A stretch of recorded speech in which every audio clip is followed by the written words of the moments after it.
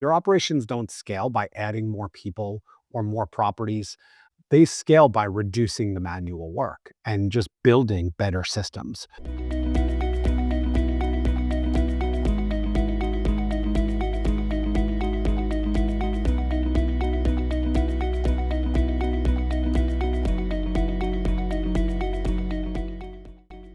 Hey folks, welcome back to another episode of the VRNation station. I'm Jamie Hanson, your host here in beautiful Wisconsin. It's actually sunny today, believe it or not. It's been raining nonstop.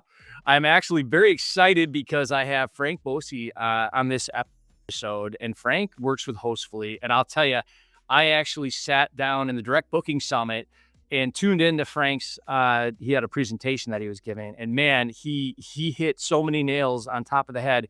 And this really does stick for people who are, especially when you're in that scaling point where you're going from like 3 to 5 to 10, and you're switching into property management systems. The branding messages are absolutely crucial. So, Frank, welcome and thank you. Please introduce yourself and maybe tell us a little bit about Hostfully.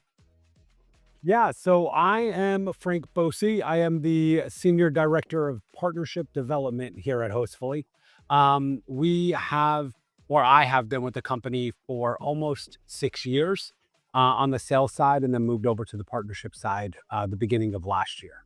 Um, I mean, if you haven't heard of Hostfully yet, I would say we're one of the top property management softwares where we just focus on streamline your operations. We also have digital guidebooks to enhance guest reviews and capture guest data. And Hostfully is constantly growing, adding more features and capabilities. And most recently, we added Hostfully devicing, where you can automate your device codes, not just with lock, with thermostats, pool sensors, Oh, nice. cabinets, safes. Yeah. So really excited for what 2026 has in store for Hostfully. But again, the only property management software that also has digital guidebooks that you can print together to really enhance the guest experience.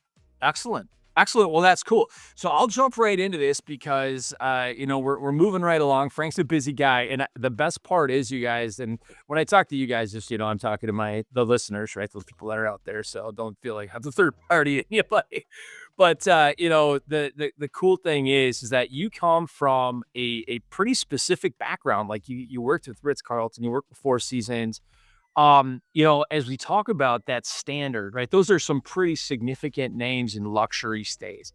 And, we were chatting a little bit before we started the podcast, and I think you had made a statement that was very clear, which is brand, right? Like you have to really have something with your brand. So, now that we say that, like, what's the one like non-negotiable standard from like the luxury world you'd think is missing on an average short-term rental operation? Like what's missing from most brands you see in this industry?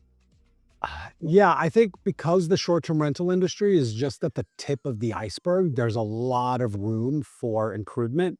And honestly, in my previous experience with luxury hotels, the biggest thing is anticipating the guest needs.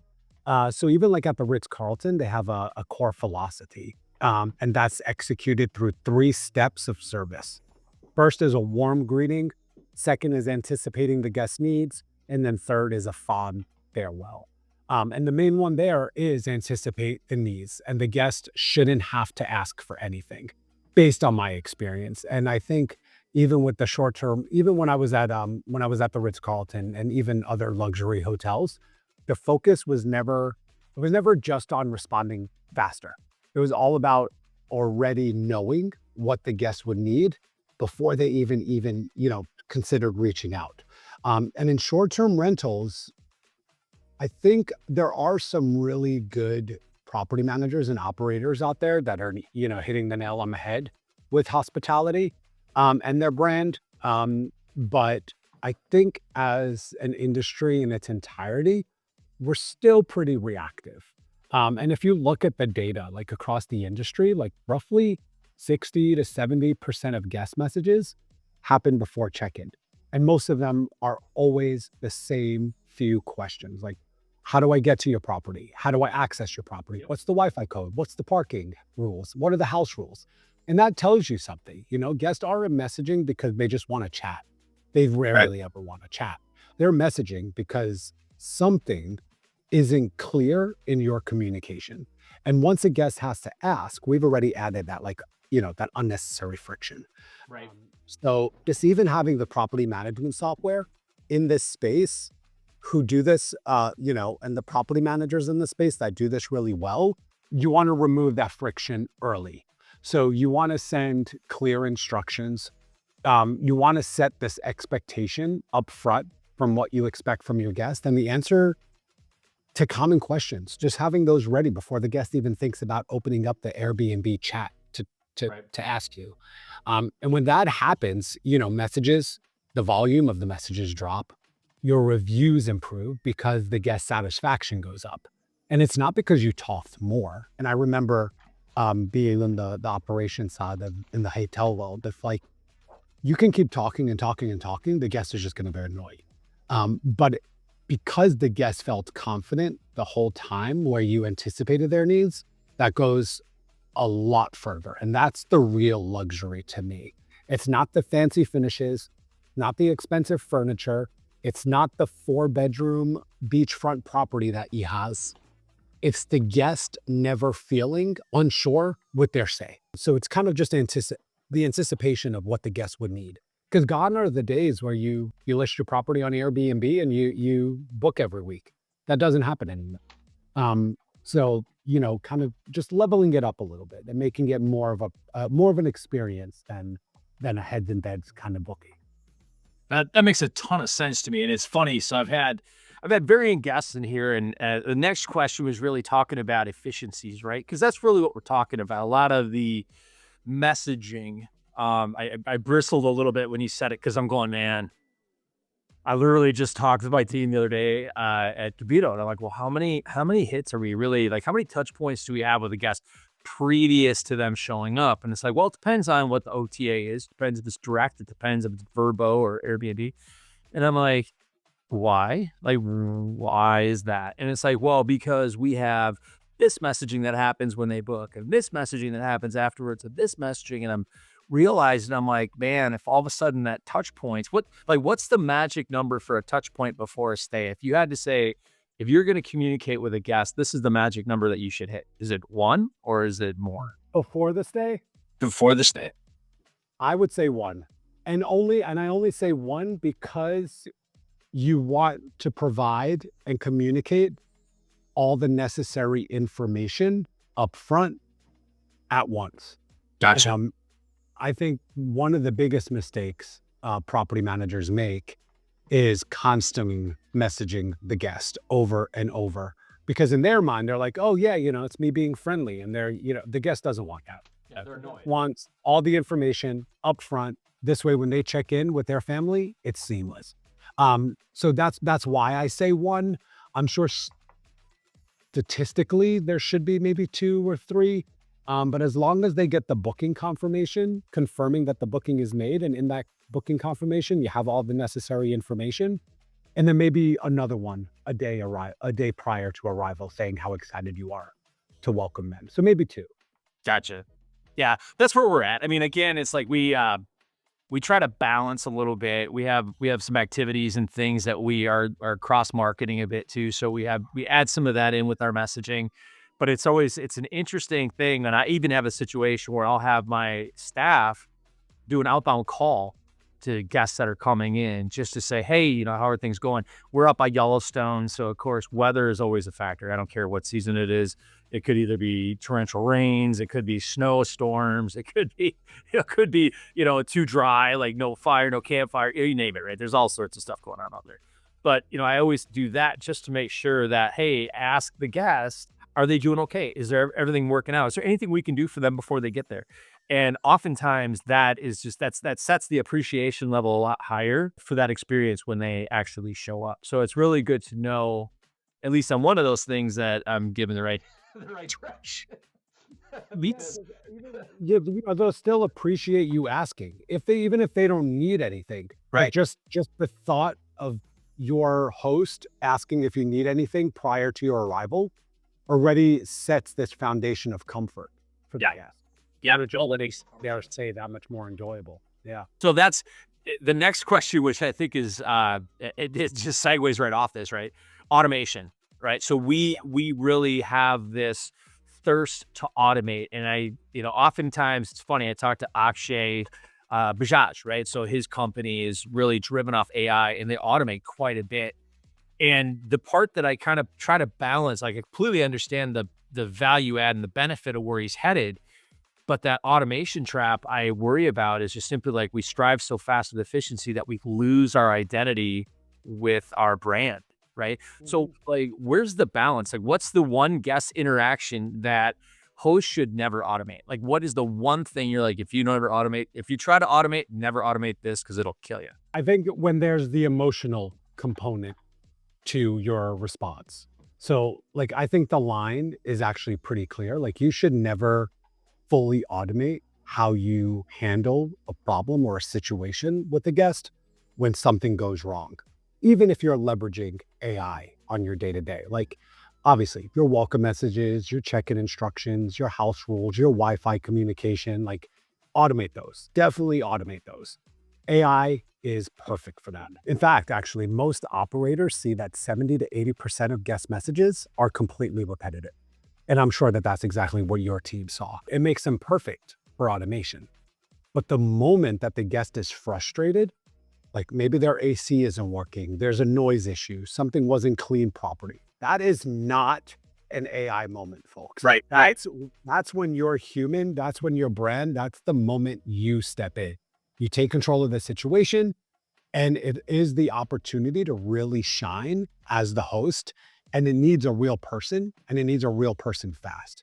So even if you look at like review data across the hospitality industry, speed and quality of a problem resolution have a bigger impact on ratings and your ultimate review of that stay than the issue itself. So like a well-handled problem can actually increase the chances of your five-star review, and you're not going to get that handling it with AI or automation. And that's always, I mean, it's always been true in the luxury hotel sector. Um, and this was way before AI. And I mean, I never thought I'd say I'm dating myself, but being in this industry for 5 years, I was in the hotel industry for 10 years prior, but it ultimately comes down to like how you recover matters more than what actually went wrong. So AI should handle the predictable, but humans should handle the emotional. Interesting. That's great sense, and I think that first thing that kind of popped in my mind. And of course, I'm bitter. I'm a little bitter right now. I'm not gonna lie, right? Because when you're like, whatever the problem is, as long as you solve it, right? Like, I'm still getting a lot of refund requests, or breadcrumbs on a counter. You know what I mean? Like, like that seems to be taking off. But again, it goes back to what you were saying, right? Like people expect a 5-star stay, or they're gonna say, hey, you know what? I want some money back, right? And you're just like, oh, brother. So you're trying to figure out how you fit that whole process together, but it's spot on. I mean, it's like you have to own it. It's accountability.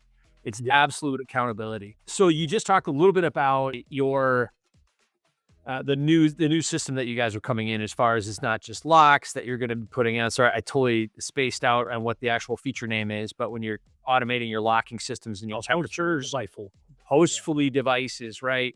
So when you think of like hostfully device and we talk about how that plays into, your efficiencies with hostfully. So I know that for ourselves, we use a different competitor that does a hub. They give us a hub and then they have the door locks and the thermostats that are in it.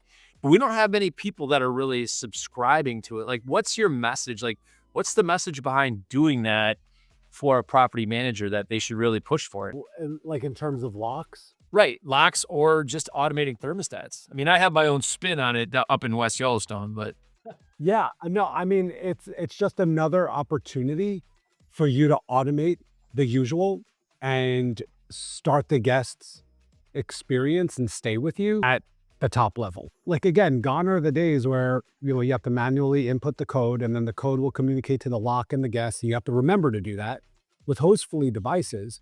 And again, you mentioned it perfectly, Jamie. It's not just locks. We do right. thermostats and all that stuff. So, but just taking locks into consideration, a lock is generated and it's dynamically generated for every single stay. So that in of itself is something the property manager doesn't have to worry about anymore. Right. The lock is getting generated, it's getting communicated. Another thing that kind of you may not realize, or a majority of people may not realize, is the security behind it. A Oh, lot of people are like, yeah, my code is 123 and it makes it easy for me. It makes it easy for the guest to remember. Yeah, it's also going to make a guest that may not have the best track record remember. And then who knows, what their plan is. And if right. they remember the lock code and they remember that you don't change it, you have a security issue on your hands. And that in Absolutely. of itself is another whole situation that you have to deal with. And then there's the security behind it, but then there's also the cost. So like what I love about the thermostats is with Hostfully devices, you connect it to your thermostat and you can set, and especially, like where you are, it gets cold. And in the winter, you want to put the heat on, right? But you don't want to spend too much money. So you do 1 hour before the guest arrives, you set it up to 71 degrees. This way, when they check in, they're nice and cozy, awesome, great experience, sets the bar for the rest of their stay. And then once they check out, 1 hour after they check out, you can put the heat back to 60. Right. Because let's say you have a week or 2 weeks in between reservations, the guest is not going to remember the decrease the heat. 99% of people will not care. It's not part of their experience. So why are they going to lower it? Right. So automatically doing that 1 hour after every single guest stay, when you have that 2 week gap, you don't have to remember to put it back down to 60. It automatically happens, and then your gas bill is going to be significantly less.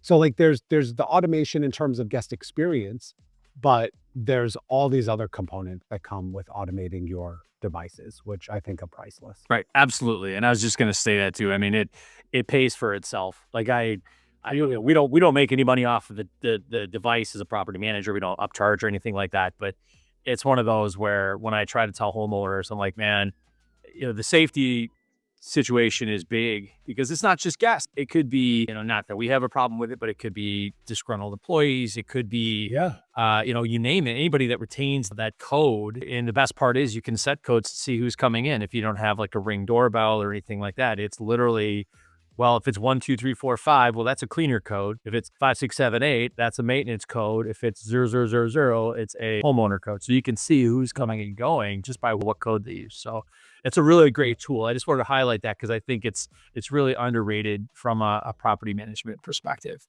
Like if you have 1 or 2 listings, yeah, you could probably do it manually. You'll still benefit from Hostfully devices.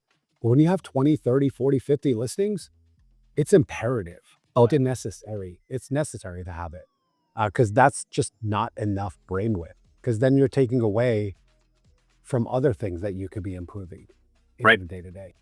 Right. Absolutely. That's absolutely right. I was going to kind of jump back because I went down the operations piece a bit. Let's talk about the digital front door. When we think about like the actual websites itself, if you had to give any kind of advice to a property manager and said, hey man, here's the one thing, if you're going to improve your website and put any kind of investment into it this year, what's the one thing you think would give them the highest ROI in regards to just their website? I think, and I don't think it's even ROI because it doesn't cost anything. I think it's clarity. Every time you go to your website, like it's pretty to look at. They're not judging your design. They're just trying to get answers fast in order to make their booking at your property. They want to see if it's the right place for them, where the location is, what do they get for the price that they're paying. Ultimately, it's how hard it is to actually book. You want as least amount of steps to make that reservation as possible. And the data backs it up. I mean, across, again, hospitality, e-commerce, most users decide whether to stay or leave your website in under 7 seconds. And every extra step or any extra unanswered questions, that's only going to increase the drop-off rate. And in short-term rental specifically, I mean, a confusing booking flow is one of the biggest reasons guests bounce back and go to OTA, is because all of these steps don't give them that security and that assurance that this direct booking is going to have my back should anything happen, because my first experience with it has been nothing but a headache. And a lot of sites look beautiful. I mean, we work with Ellie with Hudson Creative Group, Gil Chan from Crafted Stays, Mark Bosley. I'm Mark Hanson with Bosley. Like, there's some really great minds out there for direct bookings, and they make your website beautiful, but also they also know like you have to educate the property manager that you want to make people not work too hard. It's a pity that this is the human race, but if we have to think too much, we're going to leave your website. And so I don't think it's going to cost anything, but more of making a concerted effort to have clear pricing, real professional photos, simple language, no need to use a lot of words. There's no point in that. And even just like this obvious booking path, all of those consistently outperform a fancy design and beautiful, elegant language. You don't need more pages. You don't need more features. You just need Right. fewer questions from your guest, and you get that by anticipating their needs. That's offering everything in one-stop shop on your website. Is there any indicator that you would do? I mean, other than like surveying people, is there a score or anything that you would say like a? I keep thinking like back in the day when you could get like readability scores and such. And of course, I use AI for everything. Like, can you plug a site in and go, is this clear? Is there some scale that you would consider looking at as far as a tool to help people understand how bad is my site? Yeah, I know a lot of web developers do that. Like we had a webinar with Mark Simpson, and he was like, put your website in the chat. And he picked one and he shared the screen and he told that property manager every single thing that was wrong with their website. And it was a beautiful website, Yeah. but it was like small little adjustments. Like the book now button was kind of like on the bottom left with all of the social icons. It was like when you go to a page, your eyes are up top right there. So put the book now here, and then your social pages to communicate your brand, put it right now, put it like right next to the book now button or something like that.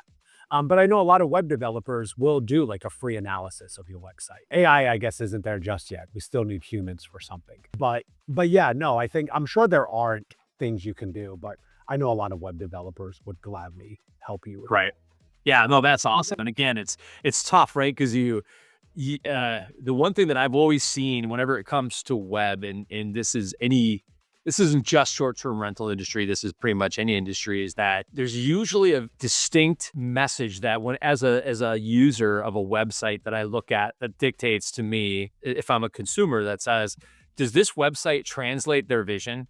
Do I really understand what this business is about? Right. When I look at a website and all of a sudden it looks like some kind of cheesy Craigslist from 1998, like I'm like, woo, like, yeah, I really take pause because I'm going, man, if that's their level of like, like, what am I doing here? Like, what am I walking into? Well, So, even but same thing on on an opposite side is I've been to websites, and not just short-term rental, but just in websites in general, where they're sleek and beautiful and elegant, but I have no idea what that company does. right, there's no message. Yeah.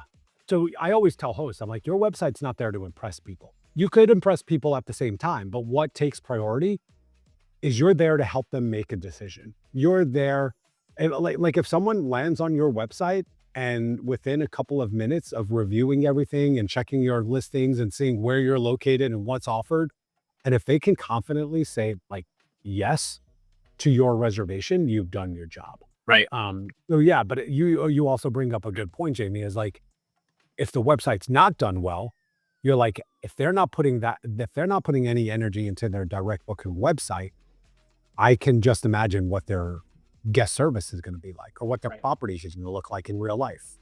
So it is your digital front door. It is your marketing. Again, it's another great way for you to communicate your brand. Absolutely. And it's interesting because I think this is where these are all loaded questions because with Cabito, it's like I'm trying to balance stuff, right? Like we have our messaging, we've partnered with an activity marketplace, and we're adjusting these messages. We're adjusting what our site's looking like. And I'm trying to put the layer of the consumer on there. Go, well, what do they want? And the next question kind of leads into it because the question is around the digital guidebooks, and it's talking about what trends are pointing toward brand loyalty and how can a small operator use a digital guidebook to capture the guest data that Airbnb, VRBO are usually hiding from them, right? And it's a big thing right now. Yeah, and we started with our guidebook. So Hostfully was initially digital guidebooks only, and we were like that for a couple of years, and then we merged with Orbi Rental, back in the day, and then we became Hostfully property management software. So, although we are a property management software, guidebooks is where it started for us, and guidebooks hold a very close and big space in our heart. And I think what a lot of people do now is, yes, Canva's good to an extent. You can have your own guidebook on the Canva, but the big shift is realizing that the guidebook isn't just a digital PDF anymore. Like, it's not just a 3-ring binder you leave on the coffee table with business cards upon arrival. Like, when guests actually use a digital guide, we provide QR codes. They can click on links. They can find recommendations. They're interacting with your brand. They're interacting with you, the host, not on Airbnb and not interacting with Verbo. They're interacting with you. And that moment matters significantly when you try to capture that guest. Are these in property tablets? Are these apps for people's mobile phones? Like, what have you run into as you guys were rolling out the digital guidebooks? Like, what kind of hurdles did you run into if it's an app on a phone to get people to actually upload it? It's funny you say that. We started with an app many, many, many, many years ago. And we quickly came to realize, like, it's an inconvenience. As much as an app is nice, it's an inconvenience for a guest to download the app just for a stay. So our guidebooks are a simple URL link. So if you look at our guidebooks, and if y'all are interested in learning more about guidebooks, Frank at hostfully.com. Well, that you can even go on hostfully.com with our guidebooks, and we have examples there. But there's different, we call them cards, but they're pretty much tabs. So you have like arrival, departure, marketplace, house manual, your restaurants, recommendations, whatever it is. And it's completely customizable as well. But every tab has its own URL link. So your guidebook will have a URL link, but then in your pre-arrival email to the guest saying, hey, can't wait to welcome you, you'll include the pre-arrival tab and the URL link for that specific tab. So it brings the guest directly to your arrival information. Got it. So it's the URL link that goes and works a lot better. And the great thing with our guidebooks is one of our most powerful features is our splash screen. So we have a landing page that goes into the splash screen, and the splash screen is the first thing that guests see when they open your guidebook. But the great thing is it gives you, the property manager, the option to invite them to enter their first name, last name, and email address. And we know OTA do not like to provide that information. Nope. So, it doesn't feel intrusive, because with the splash screen, it just feels natural that guests are, they're already looking for information. You're just simply creating a direct connection by being useful. So, and we're across Hostfully, we constantly see that most questions even happen before or right after check-in. And, when that information lives in the guidebook, guests find what they need without the messaging. And we spoke about it earlier. That just ensures that your engagement goes up. And that's also where the relationship starts to move off of the OTA and into your world. Got it. Yeah, no, that makes a ton of sense. And it's definitely with the new lockdown of especially with Airbnb, it's really rough, I think, from a vendor or even a third party perspective, right? Because you're trying to get some level of access to the guest, not just from a marketing perspective, but just from a usability perspective. Yeah. And the blockers they definitely make it tough. But given that, You could also price your property significantly and strategically, and you can get more listings and you can get more guests. But with the guidebook, you also have the opportunity to upsell. Right. And that's where you can drive a lot more revenue without adding more properties, or without, renovating your home to be a 5-star luxury like hotel. Like, upselling features is easily done on the guidebook, and it's a really great way to generate revenue for the company organically. got it. No, that makes a ton of sense. It's funny, and I won't go down the path of Scouted, but I'd love to have a conversation with you about it, because that's where we're headed with with our activities marketplace that we've been building. But before I even go down that path, let's talk about the sleeping giant, right? So the question is, what's the software integration that property managers should be using but they're not? Like, what is the thing? Like, hey man, and maybe you just answered it. Maybe it's some level of upselling, but it's like, if I'm just a property manager and I'm worried about my check-ins, I'm worried about getting my cleans done, I got to pay my staff. And you're just like, Jamie, I know this is busy, but dude, spend the time to do X. What is the thing that X is? Um, I think it's different for every property manager. Like one of the biggest, I guess one of the biggest missed opportunities I see is like task and operation automation. That's actually tied to your resolution, but it doesn't have to be any one specific tool or one specific action to take or integration to use. I think what really matters is whatever makes the most sense for your operation. Um, and I think again, like too many people, too many property managers, too many teams, they're still managing cleanings, inspections, turnovers with text messages and Right. spreadsheets, like a lot of tribal knowledge. Um, and if you look at where the time is actually being spent, operations usually account for like 30 to 40% of a property manager's day, and most of it is manual or repetitive. Right. So, the best place to start is simple, I think. I think I would just say, like, look at what's eating up the most time in your day-to-day operations and automate that first. Is it dynamic pricing? We have a dynamic pricing tool integration for. Is it cleaning and turnover management? Is it guest messaging?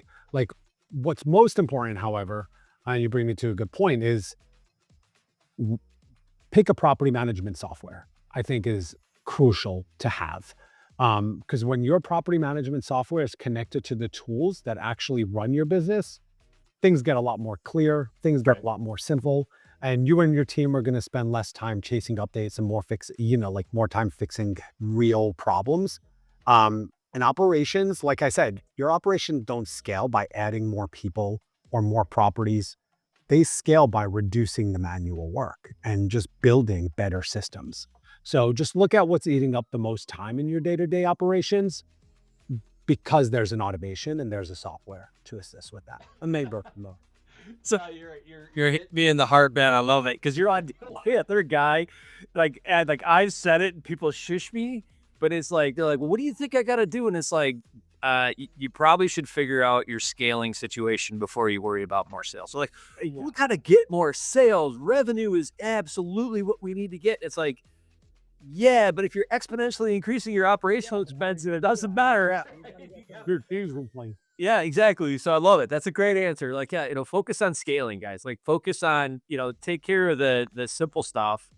Don't just assume like, oh, I'll just throw another, I'll throw another heartbeat at it. Well, every time you throw another heartbeat at it, now you have a whole nother human being you got to deal with, right? You have a whole Yeah, nother. and it's not even yeah, and it's not even just for property managers, like even your software companies, like Hostfully in particular, where we can add so many features and capabilities, but we make a concerted effort to focus on our current features and capabilities, perfecting those, seeing how we can improve those for our users, and then we can add a fun feature later on. But why add a feature and spend money on adding more features and capabilities when we should be focusing on that one feature that we should improve? Right. And that's true with every company. It's true with every business. Not just short-term rentals, but again, something to really focus on. You focus on what you need to fix, and then work on that, and then you Got it. do the bells and whistles later on. All right. So here's the 2-minute elevator speech request, right? So buy versus build. I'm a new guy. I got 50 units. Of course, I would mean I'm not a new guy unless I'm some kind of weird like, but I got 50 units and I've got Hostfully. Like, what are the first 3 tools that I need to plug into Hostfully to best see success with my 50 unit portfolio? Yeah, so I think it's contingent on the property manager, but normally when you have 50 units, I would say majority of the time you need a rock solid property management software. And that's where Hostfully sits at the center. We become the system of record for reservations, calendars, messaging, reporting. If that foundation isn't solid, every other tool is going to feel harder than it should. Right. So definitely you want a property management software, especially at 50 unit portfolio. Yeah. Hopefully you had long before you got to that. Hopefully you've already had one. Yeah. And if it's not working, Frank at hostfully.com. That's wrong. And then the second, again, I would say, connect to a dynamic pricing tool and make sure it integrates seamlessly with your property management software. Pricing is one of the biggest revenue levers that you have, and it can change constant. When pricing is integrated into the property management software, your rates update automatically, your calendars stay clean, your operators typically see mid to high single digit revenue lifts just from staying competitive. Um, Plus, it removes, again, the daily mental load of watching prices all day, every day.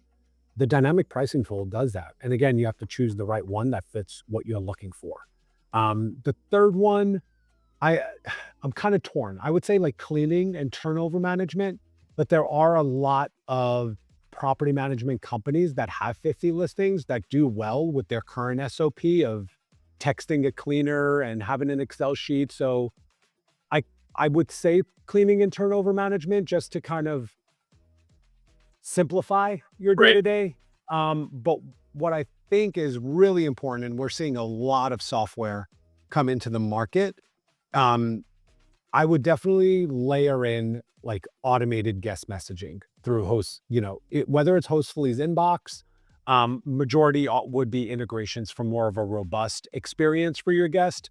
But AI and guest messaging. And again, not to replace humans, but just to handle the predictable stuff like Right. prep company, the check detail, the 10 o'clock PM arrival, and they're asking for the lock code. Like those things will be good. And for most teams, like 60, like I mentioned earlier, 60 to 70% of guest messages are repetitive.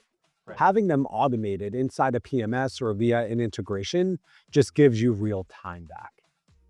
Yeah. No, and that's a great answer. And it's funny. It's not exactly what I was thinking, but that especially the last part about What were you thinking? we're all, the first thing I was thinking was like, man, operations, right? It's gotta be like getting in my breezeway, getting in my, like getting all this stuff all set up and getting a rock and rolling. But now that I like head scratch a little bit, I'm like, you're right. Cause realistically, it's like, what's the pure volume? Right. Like if you have there's a lot of ways to manage teams and it all of a sudden comes down to scheduling. It's like, okay, scheduling is important for sure. Um, but I think you're right. It's really when I think of like the experience, what is the true experience? It's like, yeah, messaging is gotta be critical. And of course, revenue management is that's something that's like I lose sight of the fact I've always had it since I've gotten into the industry. So I just kind of assume that's the way. Yeah. Which is good. That's not how it is, but that I always make that assumption. Well, I'll tell you what, Frank, we're like getting really close to overtime. I'm gonna just do one thing and at the end here, just as a wrapper, and I would love to hear from you because you're at a lot of conferences, you talk to a lot of property managers, you see a lot of people speak. What is the worst piece of advice that you are hearing these professional Oh God. gurus, right? Like the Instagram geniuses. What is the worst piece of advice that people are giving hosts right now on social media? So yeah, I mean, the industry is full of them. And a lot of them come with a wealth of information. Some of them are just phenomenal and Right. so knowledgeable. But also a lot of the time it comes with luck. And honestly, I work with influencers, I work with gurus, I work with thought leaders, I work with coaches, partners, integrations, like director of partnerships. I'm in it. And I think the worst advice I ever heard was when people make technology sound like a shortcut. Like, just add this tool and you will see your revenue grow by 100% tomorrow. Or software is going to fish everything. Truth is, for them and their operations, it may have. Chances are they have a paid partnership, Right. maybe. They're getting a kickback. So like there's some things to consider, but when someone says like this software is for you and you will see growth, sometimes it's true, but it's again, it's in practice and it usually does the opposite. And, I just see a lot of operators just stacking tools on top of tools on top of tools without fixing the underlying process. And nothing's really connected. Teams are constantly and continuing to still work around the system and around the clock. And instead of saving time, it just creates more stress because they're like, oh, yeah, Frank Bosie said that this software is going to help me. Right. I said it was going to help you, but you have to understand that it has to fit your current operations and it takes work. You're not just going to integrate it and you're golden. Like there's work to it. So the growth, it just doesn't come from having all the software. It doesn't come from having the most software. It really comes from having the right system in place. So that's my soapbox. And I think what we took from this, this chat is like, if your foundation isn't solid, more tools, more automation, more integration, they're just going to add noise. And the data supports that. I mean, technology should support how you operate. And if it turns into another job, another full-time software manager, you're doing something wrong. Right. So it's all about the foundation, folks. I love it. That's great. That's a great message, Frank. We'll end on that. And again, thanks so much for joining me. I appreciate you spending some time on a Friday with me. I hope that the rest of your weekend goes absolutely well and beautiful. And we'll cross paths again. Nothing planned this weekend, and I am Enjoy it. Yeah, that's right. I'm gonna sleep in for the first time. I love it. Yeah, but I'm not gonna sleep there because my wife already gave me a list of things today. That's right. Taking down decorations. My kids have been on an Annie kick, like the movie Annie. Oh, good song. Out of nowhere, they became obsessed. So they've been wanting me to watch it with them. So we'll have like family movie night and watch it tomorrow. It can be a super chill weekend. Well, awesome, man. I'm happy for you. We'll wrap it up, folks. Thanks again for joining us on the VRNation station. Like, subscribe if you have comments, if you have questions. If you want to hear more from Hostfully, please, Frank at hostfully.com. Reach out to him. He's a wealth of information. Absolutely great guy. Frank, thanks again. I appreciate it. Have a great weekend. Yeah, awesome, Jamie. Thank you so much for having me. I look forward to seeing you. You're going to VRNation. I'm assuming. Be there. I will be there. I'll be there. All right. I'm hoping to go. If not, somebody from Hostfully will be there. Right on, man. Well, I appreciate it. All right. Yeah. Awesome. Welcome y'all to the VRNation station. We're diving deep into vacation rental sensations. From management tips to the latest creation, join us each week for some sparkle and conversation. VRNation station, tune in and feel the thrill.